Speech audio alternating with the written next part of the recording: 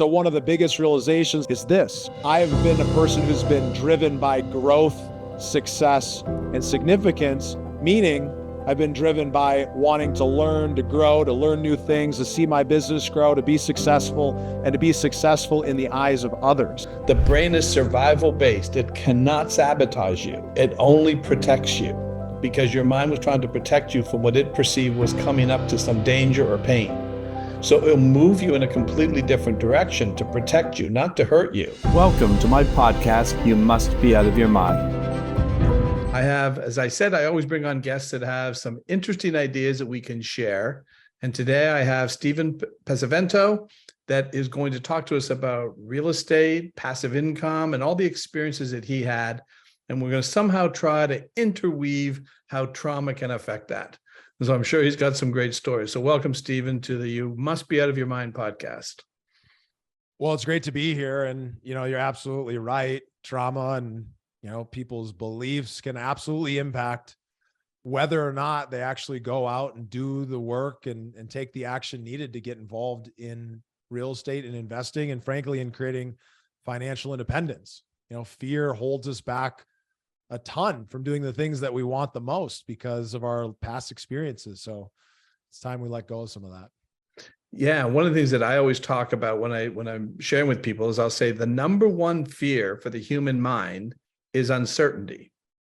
That's what our biggest fear is. And so when you're doing investing and you're taking people through how to invest their money, there's a lot of uncertainty, right? So even though real estate is a great investment, the fear of what happens if there's a downturn, what happens if I can't rent these properties and the rental market dries up, all those kinds of things. So that big fear is something that you have to overcome. So tell me about some things so what you've learned about real estate. Why should people invest, in passive income real estate? What are the advantages for them? Yeah.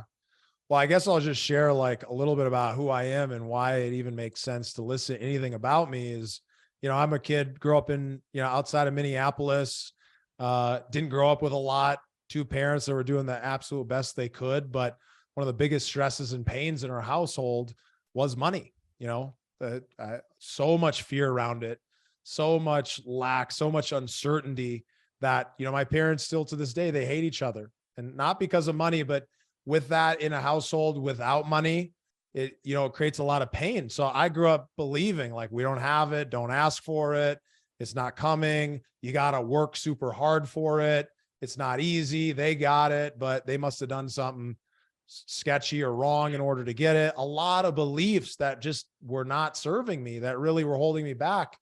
And I was lucky that I had a grandfather who was successful in business. And although he died early, he left me with this vision of a man who was a person who could be happy, who could be fulfilled. And I could get my way out of the pain that I was in when I was growing up. And so I went on this journey of reading tons of books and diving into personal development and changing my beliefs and finding communities. And over that time, I've gone from this person who grew up, working, earlier than age 10 so that we could survive, and really from this survival mindset into a place where I'm truly thriving, where I'm making millions of dollars. I'm helping other people make millions of dollars. But more important than the money is what it actually means to me, is that it's allowed me to have and create that security, but also the ability to grow, the ability to do things that are bigger and better and go and do the things that I want to do. And so that's the reason why, to me, real estate is such a powerful example of a potential vehicle that you can use to get there. Because, at the core, my goal for you in this conversation, my goal for you as an individual is to change and upgrade the way that you think about money. Doesn't matter whether you do it through real estate or you find another vehicle. I just happen to know real estate's created the most millionaires, and it's a lot easier to solve some of your problems when you got some money than when you've got none. And I know that so many of the things that hold us back are these beliefs that we don't take action on. And so for me, real estate's been a vehicle that's allowed me to get my foot in the door, to start believing that I can invest, to start seeing the results, to start seeing the progress. And most importantly, what I love about this space in particular is that so many people who are in the real estate world, I'm not talking real estate agents and brokers. I'm talking about investing, talking about owning property or owning investments that create wealth and generate income for you, is that these people are driven to learn, to grow, to achieve, and they're focused on how they can live a better life.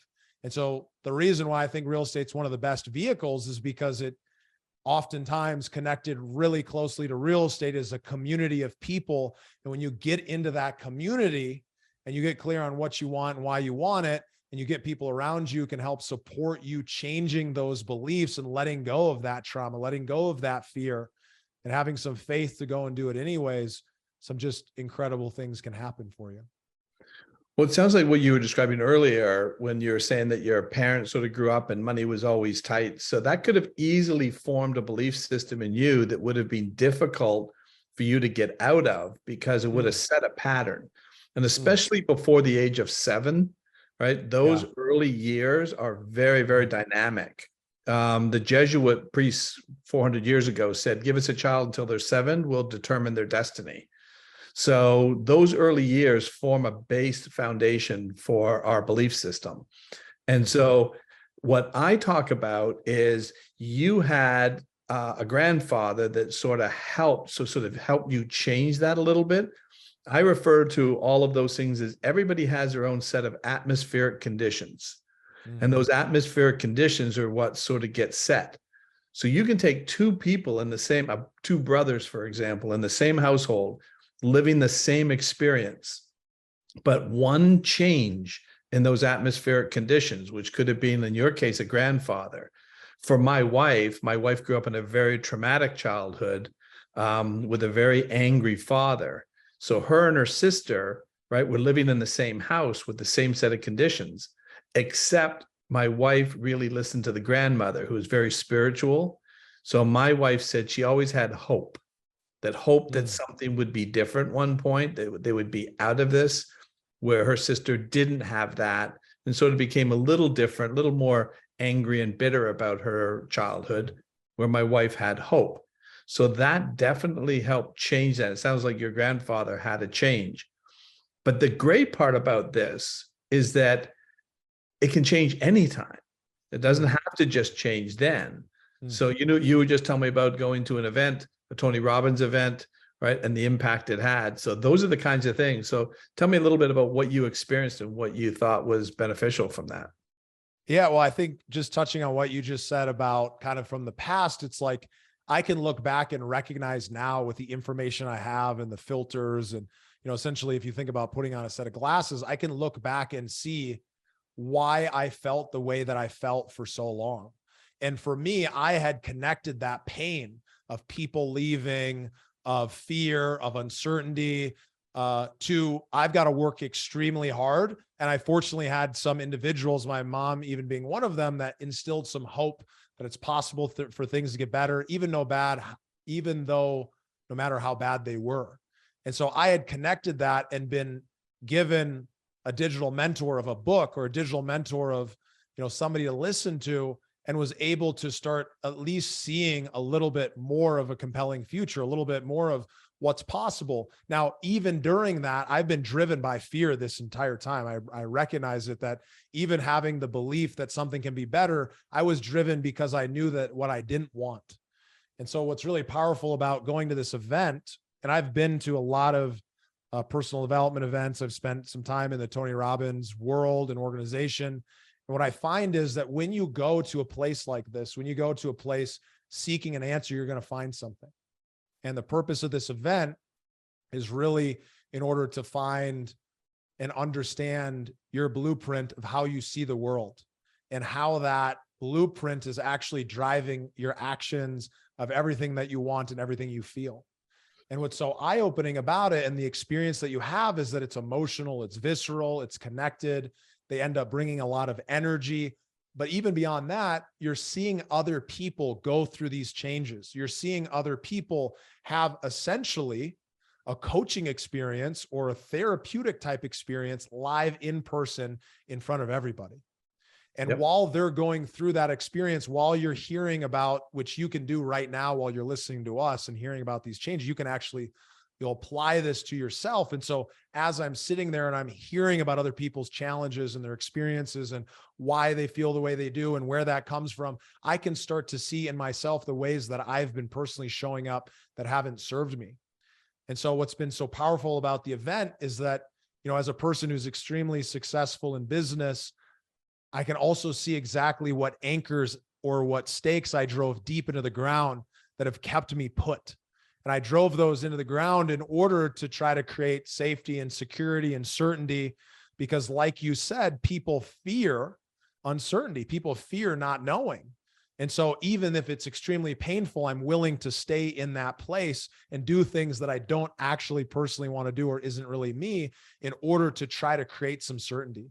And so one of the biggest realizations of the entire event is that I have been a person who's been driven by growth, success, and significance, meaning I've been driven by wanting to learn, to grow, to learn new things, to see my business grow, to be successful, and to be successful in the eyes of others. And so I say that without shame because many of us are, right? Maybe you're one of those people who cares about what other people think. I think there's very few people who've fully been able to let go of that, but for those that are, they're freer. And so with these values and this view of what I was really being driven by and the rules that ended up deciding how I would feel those feelings, I can now see exactly why I've done what I've done, why I've spent so much time in my business, why I've spent so much time looking to get an outcome for others, why I've spent so much time trying to be bigger and better than I was before, and why I've focused so hardcore on not being that broke ass kid, that kid who's growing up with hand-me-downs, who's driving shitty cars, who's in really just frankly, a tough environment. And why I've tried to elevate myself is because I know how much pain was connected to that. And I believed in this better vision of the future. But on the flip side of that, exactly what was serving me, the good part is that it drove me far in business, and it's deeply accepted. It's deeply accepted to pour yourself in business as a man. It's deeply accepted to make a ton of money and focus on that. But when you're in this place of always looking for growth and always looking for success, and it's external, it's a place where you never feel satisfied. And I realize it's a little emotional thinking about it, that no matter how much success I would have, I wouldn't feel really successful. And so much of it was on the outside world that with those views, visions, and beliefs of the world, it was nearly impossible to want to be in relationship, in friendship, and bring people close enough to maybe see when there is a failure or get feedback from a place where I wasn't ready for it. And so that is such a big realization, because these things served me in a way. It's not like they're bad, but if I want to actually enjoy all of the fruits of the labor, and I think many of you guys might relate to that. Maybe you're working really hard in your business, or you're working really hard in your life, but something else is missing, or maybe you've got a great life, but your business is missing. It's finding out that I was getting so much from that, but as a result of not focusing on some other things, I actually was missing the whole reason and purpose that I was so keen on doing the things that I've been doing.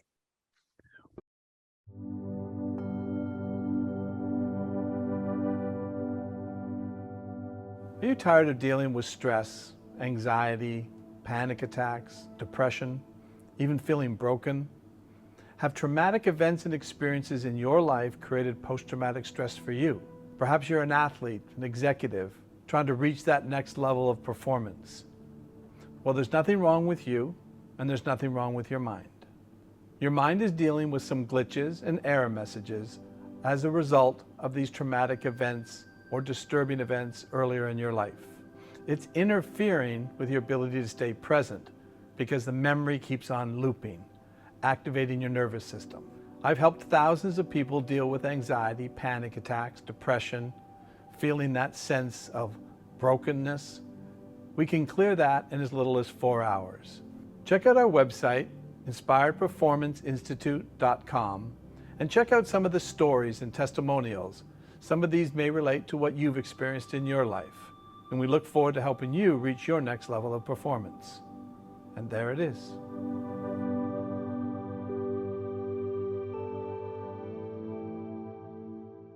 Well, and that's exactly what I talk about as well, is that sometimes what happens is those atmospheric conditions are going to be used, your mind filters through them. So your mind has all of this memory about maybe some painful experiences. So now you get into another situation that looks like, sounds like, smells like that. Your mind is actually Google searching that old data and seeing it in real time. So your mind's never, so people say to me, well, I sabotage myself. I go, it's impossible. The brain is survival based. It cannot sabotage you. It only protects you. So they'll say, well, why would I miss out, or why would I go in this direction when I was on a good track? Because your mind was trying to protect you from what it perceived was coming up to some danger or pain. So it'll move you in a completely different direction to protect you, not to hurt you. And so a lot of people are like, well, I always thought I was sabotaging myself. And I said, how can a brain that is only mission is to keep you alive sabotage you? It can't. But it's filtering through your own set of experiences and coming up with a calculation on what you should do to protect yourself now. And that looks counterintuitive at times, but in actual fact, it's protecting you.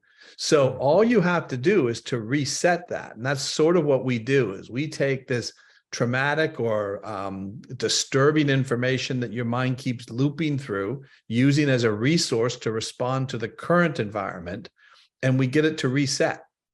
So it no longer, and I can do that, Stephen, in 4 hours. I can reset traumatic, disturbing information that is being set up throughout your lifetime and get your mind to reset it. And then it changes the way it responds to its current environment, because your subconscious is fully present. It's in the moment 100% of the time. And it's designed to keep you safe, and then second, to move towards reward.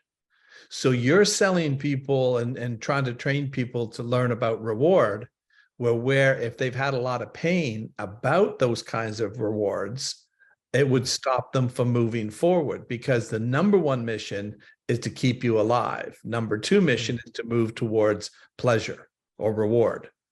So it becomes number two. And there's where it would be difficult to get out of that stuck pattern. And so I work with a lot of executive CEOs as well. And I say, everybody has another gear.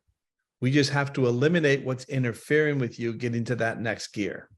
Well, it's so interesting, because think about it from this place. It's like, if your subconscious mind is doing what it does best, it's looking to keep you safe. You can have this view, you can have this goal, you can have this desire, you can want something deeply, you can believe that it's a part of you.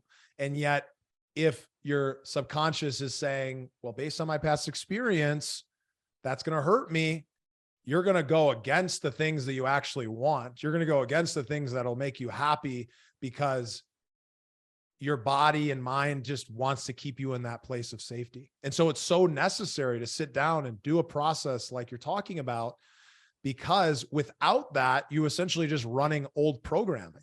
Yep. And I know I bought a new MacBook Pro this year, and I happen to buy one every couple of years because they seem to not work anymore. But oftentimes the problem isn't necessarily the machine. It's the software that the machine's running. And could we actually go in and upgrade our software, instead of thinking that, oh, well, I'm broken, or this person's broken in my life? It's like, well, how do I look at this differently? So I always say, think of the brain as the computer. The mind is the software.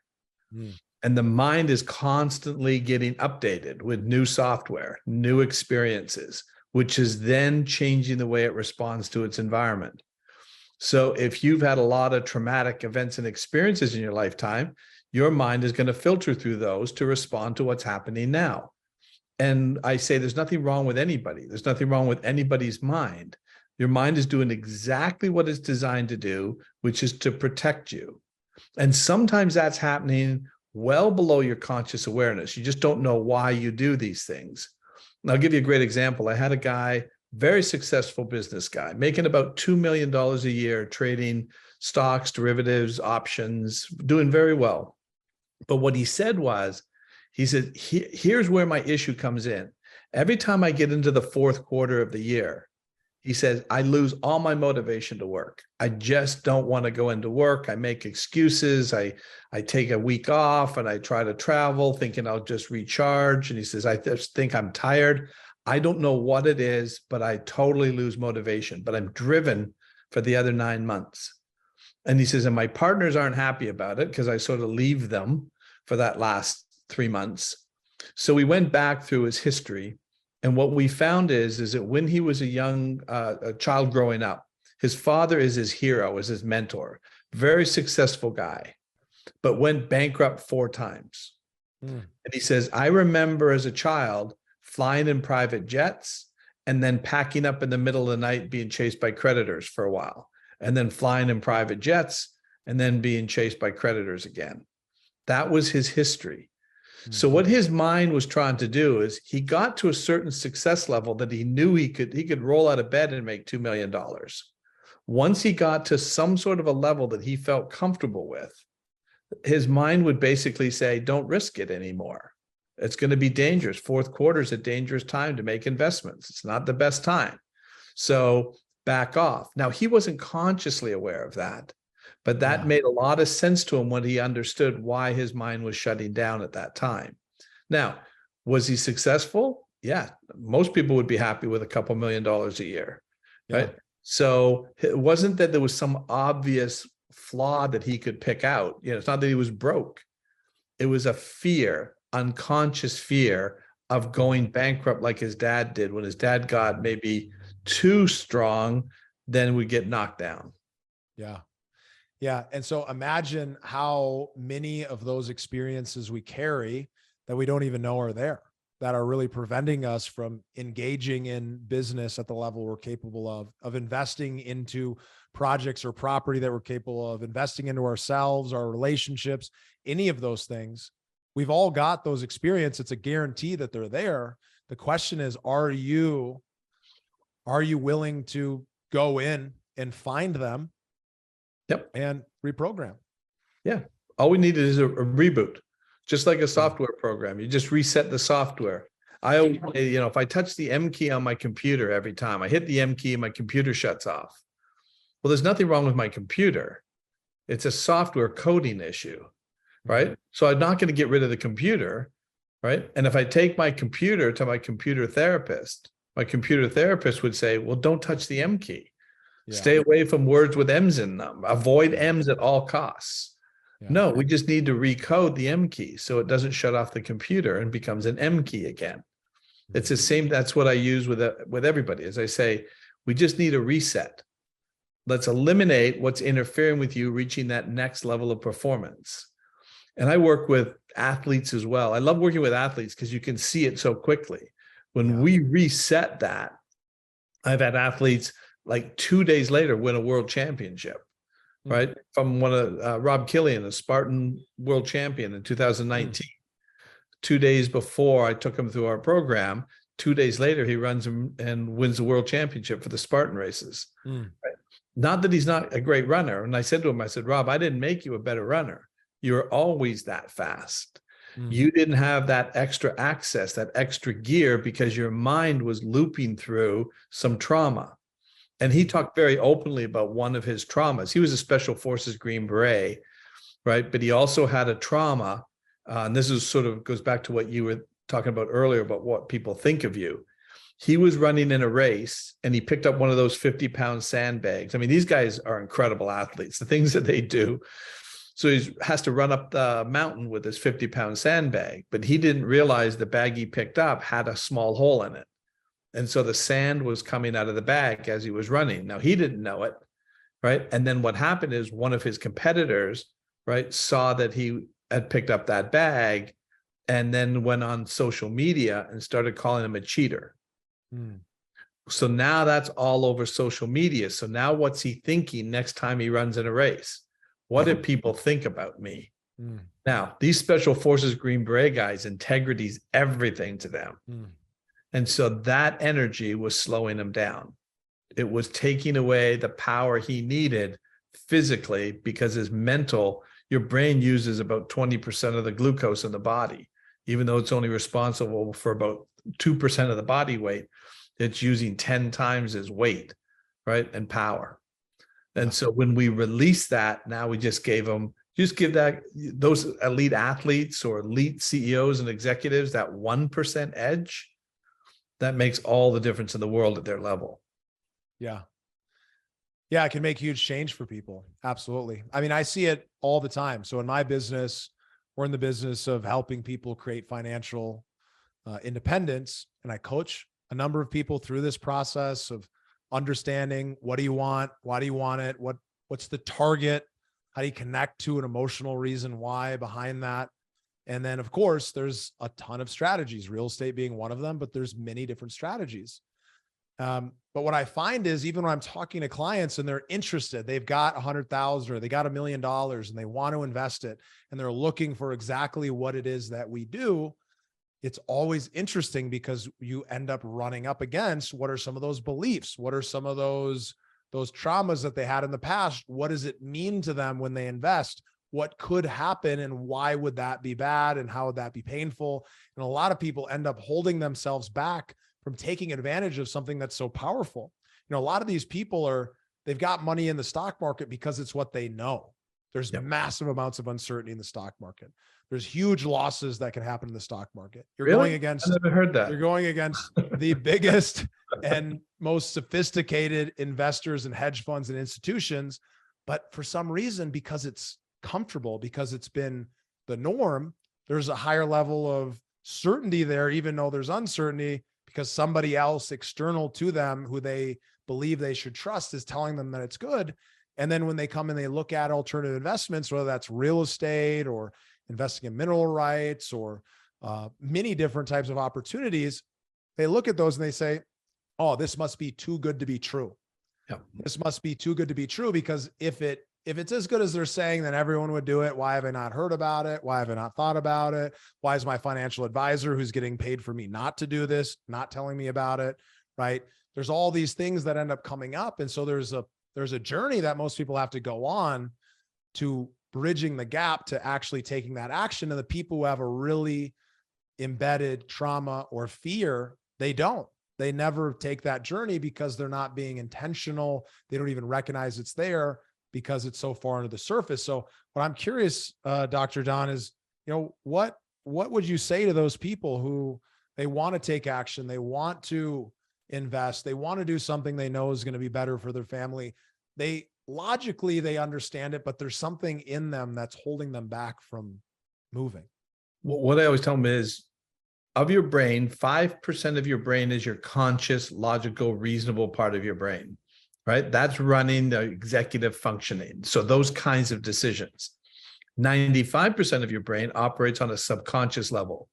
You don't think about heart rate, digestion, all the internal functions, all the programs that are run by the subconscious part of your mind. You don't have to think about them.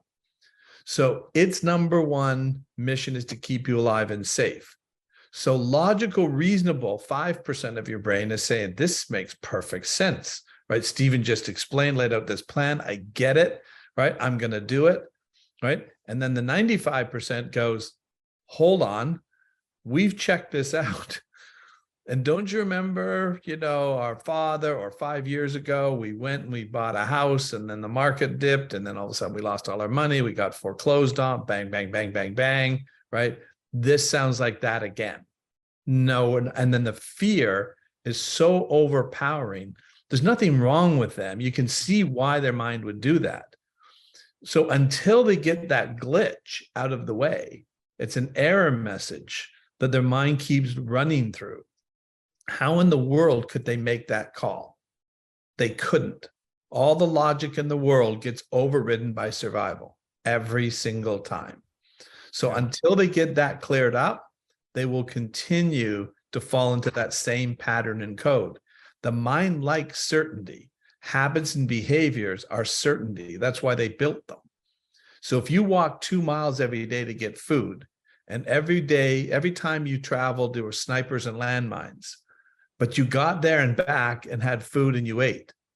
And then somebody goes, well, why are you doing that? There's a Safeway 100 yards down the road that way, and it's safe and there's lights and there's police everywhere. It's really safe. Your mind doesn't know that's true because it has no evidence of that. Mm. So it's going to say, I know I can go the 2 miles, even though I have danger. I can make that trip. I've proven it.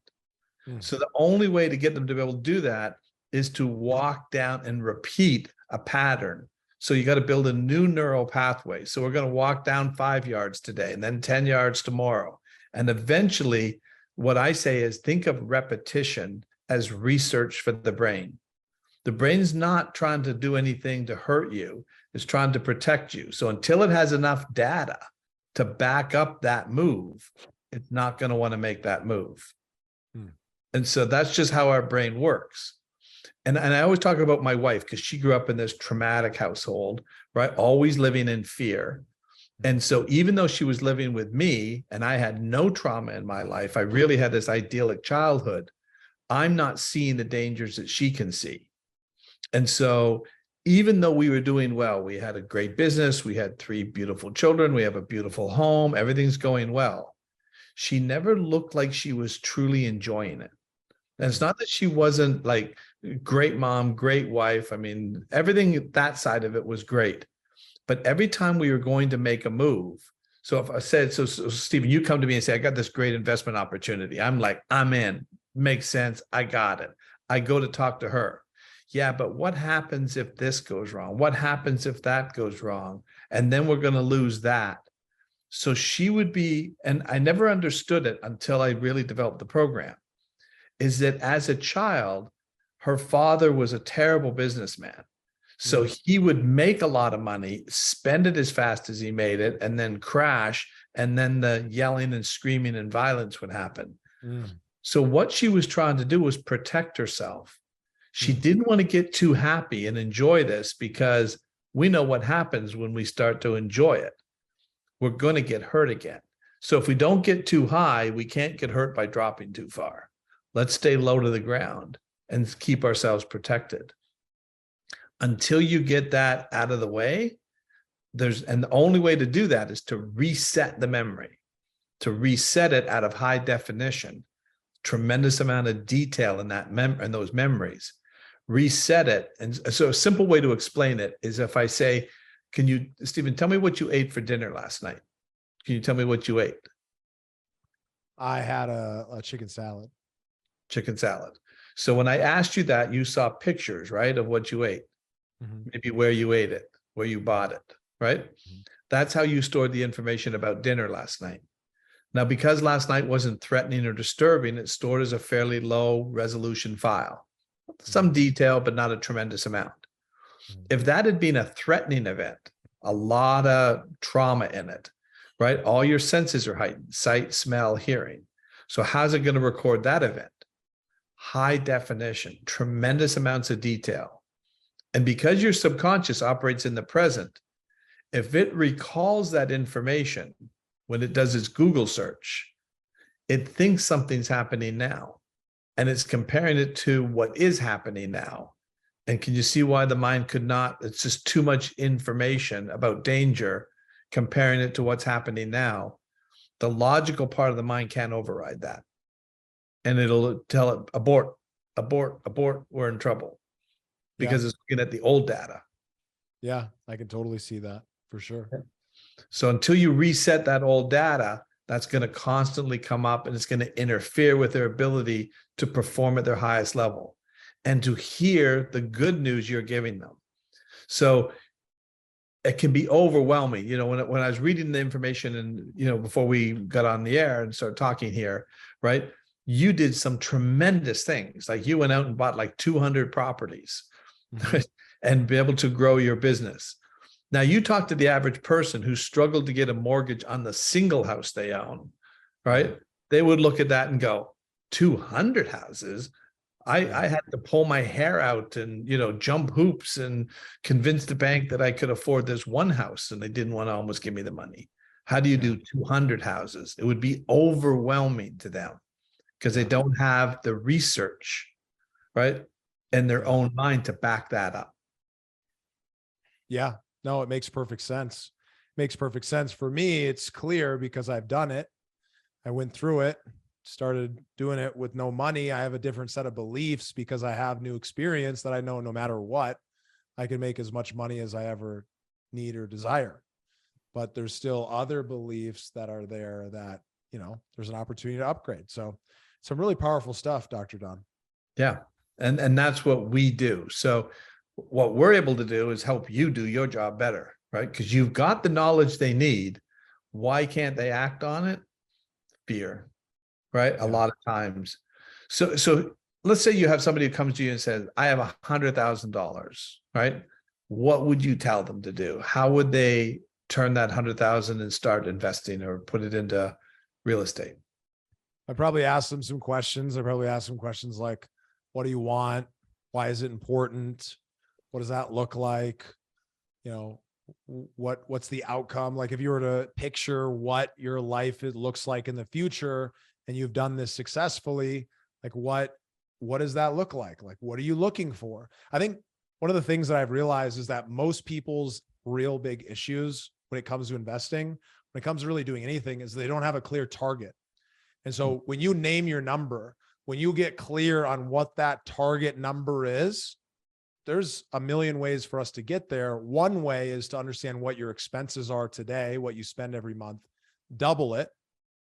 And by doubling your expenses, setting that as your passive income target, that's your number. That's where you start.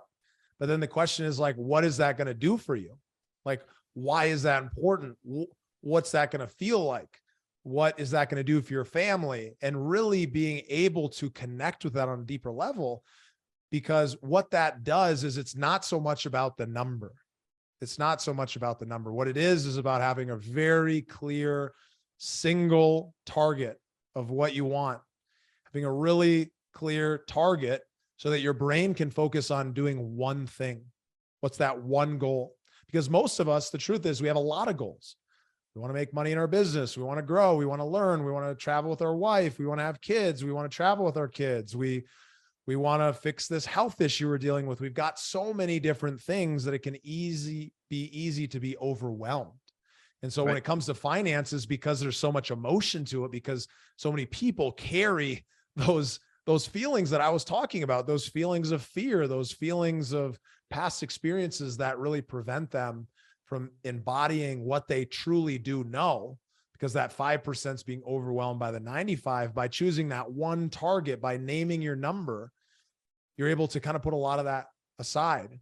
And then when you connect to it, when you really understand what that's going to do, and it's bigger than you, when you can connect it to the community, when you can connect it to your partner, your spouse, your wife, your husband, when you connect it to your kids, when you can connect it to the people who are going to be inspired by you, when you can get to that point where it's more than just a selfish ego desire, when it's more than just materialistic, because you need the materialistic, you need to understand why and what that's going to do for you physically, but also what that's going to do altruistically, like how that's going to do something bigger and better, something truly greater. And that's when you can actually step into the place I've found where we can have the conversation about what to do with $100,000. Because from that place, it's easy for us to answer the question. It's easy for us to say, oh, you want to create passive income today? Great. Well, we need to find a property that's going to create, 8 to 10% a year. So you're getting $8,000 to $10,000 a year from that one seed that you plant. Oh, you want to create passive income in 5 years? You're younger, you're growth oriented. You don't need the money now. You don't have a family to worry about, but in the future, this is going to be a thing. Great. Let's focus on something that in 5 years, your money is worth twice as much or 3 times as much. I know it sounds crazy to you. I know you're new to this, but it's possible. And we can find that. We can reduce risk and we can do all these things strategically that will get you there, because the big problem I find is people are looking for an answer. So they look for a strategy. And when you're looking for that strategy, you can find a lot of different tools that you can pull off the tool shelf, but it might not actually be the tool that you need for the problem. Because I've been a guy who much of my life, I've been a hammer looking for a nail. And I've been able to push through and fight through. But sometimes you need to step back. You need to pull back. You need to do nothing. You need to take a softer approach. You need to go around the outside. And when you can learn these different tools and be able to understand why you're going to go down that challenging journey, why you're going to step into that place of unknown and uncertainty, because you have a bigger, compelling reason why, and that pain is bigger of you not doing it than it is, then it's easy. Then you can learn all the things that I know and the ultra rich know, and all the family offices and the people who've been doing this who learn something different know, and you can know it yourself and know that it's totally possible and that you deserve it and are worth it and all those things. And then at that point, it's easy for you to place that 100,000 into investment and say, yeah, I feel good about that. This is going to really help me and my family. Well, what's interesting, and anybody listening to this, one of the things that Stephen said is so powerful, and a lot of people breeze over it, or they go, yeah, I heard that, is you talked about having a plan. And why that is so critical. And it sort of sounds like, because everybody talks about that, but by having a plan, what is the thing that we said was the biggest fear for the human mind? Uncertainty. What does the plan do? It reduces the uncertainty. So if you have just say, oh, I'm just going to go in and do this, but you haven't set a plan, and then one little thing goes wrong, all of a sudden it's like, uh-oh, hands go up. I made a mistake. I shouldn't have done it. And you go into this fear mode again, when if you knew based on the plan that that's part of what's going to happen, there's going to be ebbs and flows.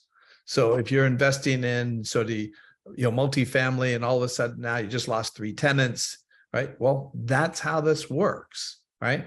And then you replace the tenants, as opposed to you get focused on losing the tenants, and then you stop thinking about anything else. And then it dominates, and it brings in all the uncertainty again. The plan is the key, right, to the whole thing, because without that, you're going to face uncertainty over and over and over again, even with the best plan. Totally.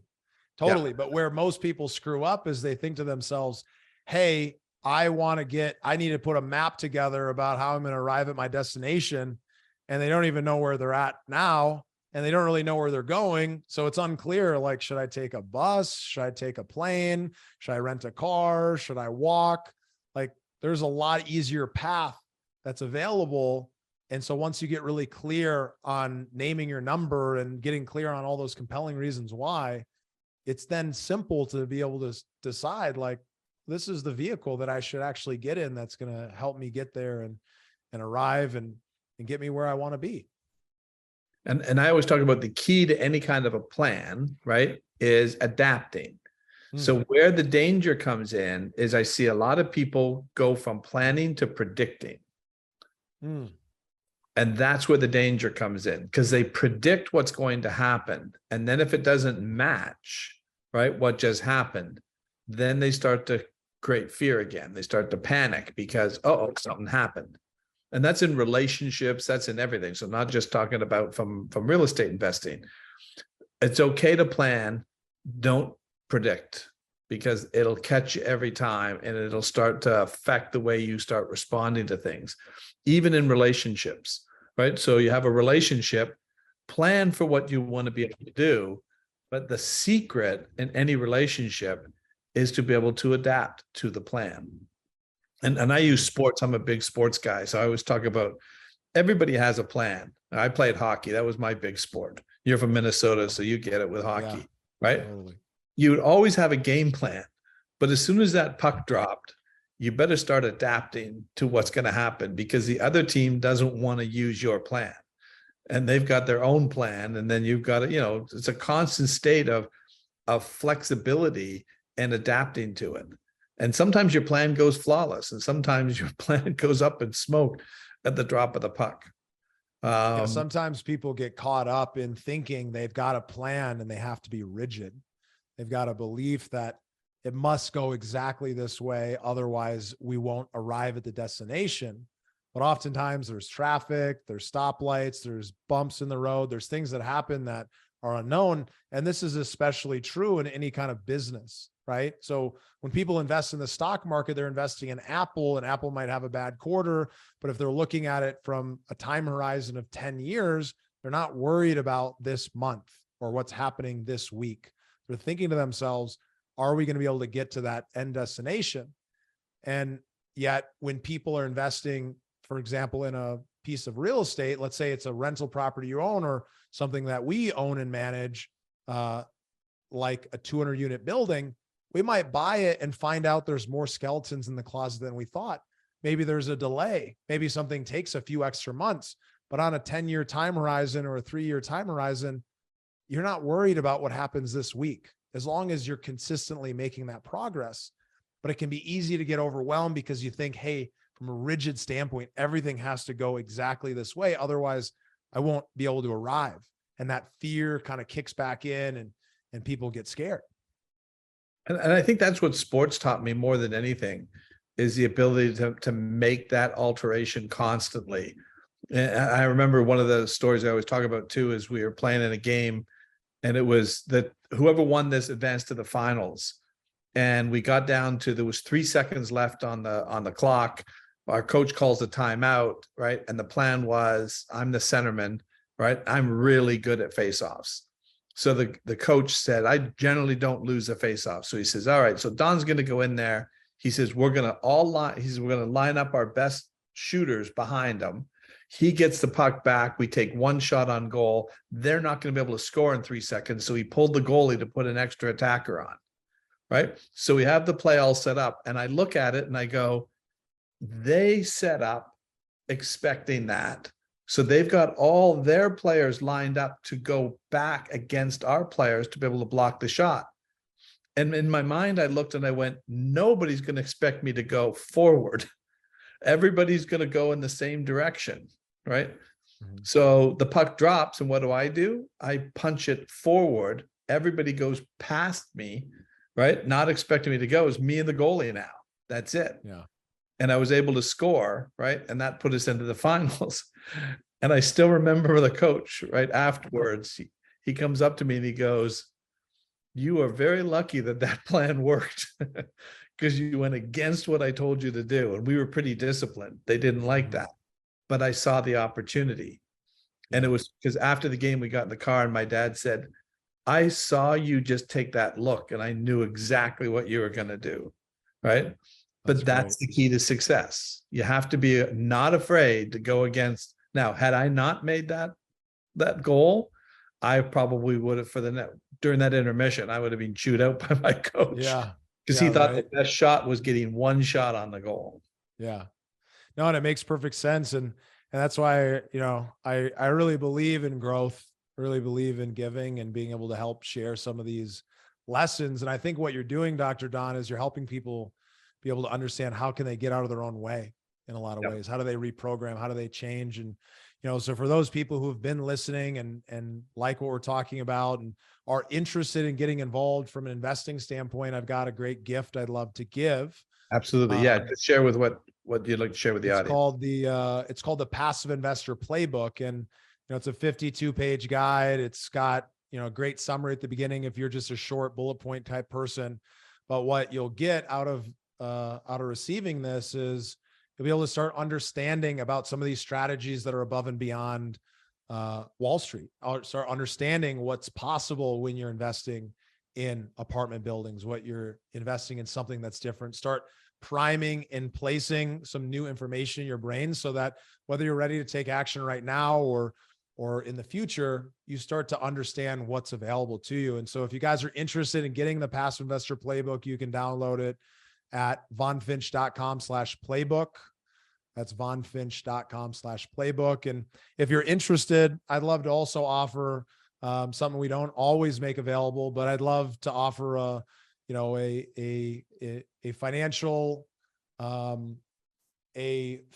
independence kind of success call where we'll dive in and we'll have a conversation, getting to know you and your situation, understanding, what is that target for you? What do you want? Why do you want it? And how are you actually going to get there? So that whether you're investing with us or you're taking another path, you're able to go down and do that. So, you can, again, grab the playbook and then just respond to that email saying, I want to take you up on the free coaching session that you talked about with Dr. Don. Love to be able to give that to you. I got nothing to sell you with that, but I would love to be able to give back and share some of these lessons that, typically people pay me a lot of money to learn, because I happen to be in that state of mind right now. So super appreciate the opportunity to share all of this, Dr. Don. It's been great. And frankly, I look forward to getting able to dive deeper with you as well. Awesome. Well, thank you so much. And that's great. I encourage everybody to take advantage of that, because how do you learn? How do you grow? You learn from people who've already done it. You save yourself a big learning curve, right? So you don't have to have too many traumas when you can already just take advantage of Stephen's traumas and use those to your advantage. So absolutely. Thank you so much for your time. I look forward to continuing our conversations. And again, thank you for listening to another episode of You Must Be Out of Your Mind. Because once I have full control, that will help me in the 100. I mean, part of my reason why I'm struggling in the 100 is my reaction time as well. Because I'm also thinking about too much, right in the blocks, and then the gun goes off, and then I'm always 5% out of the blocks. Yep. And but yeah, every time I'm in the chair, I'm always leading. And that's really the key, right? Is to get in with the right people or the right coaches. It's very important. If you don't have the right people, if you don't have the right, just the right staff, if your mind's not right, all those little things are important.